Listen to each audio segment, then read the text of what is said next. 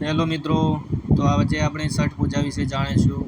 તો છઠ પૂજા મુખ્યત્વે કારતક માસના શુક્લ પક્ષની ષષ્ઠી તિથિના રોજ મનાવવામાં આવે છે. છઠ પૂજાનો સમય આ તહેવાર દિવાળીના 6 દિવસ પછી ઉજવવામાં આવે છે. તેને રવિ ષષ્ઠી વ્રત તરીકે પણ ઓળખવામાં આવે છે. પૂજાના મુખ્ય દિવસો. છઠ પૂજાના 4 દિવસનો મહાપર્વ છે, જેની મુખ્ય વિધિઓ નીચે મુજબ છે. પ્રથમ દિવસ નાય ખાય. ચતુર્થી તિથિના રોજ વ્રત કરનારા સ્ત્રી પુરુષો પવિત્ર સ્નાન કરીને સાત્વિક ભોજન ગ્રહણ કરે છે. બીજો દિવસ ખરણા.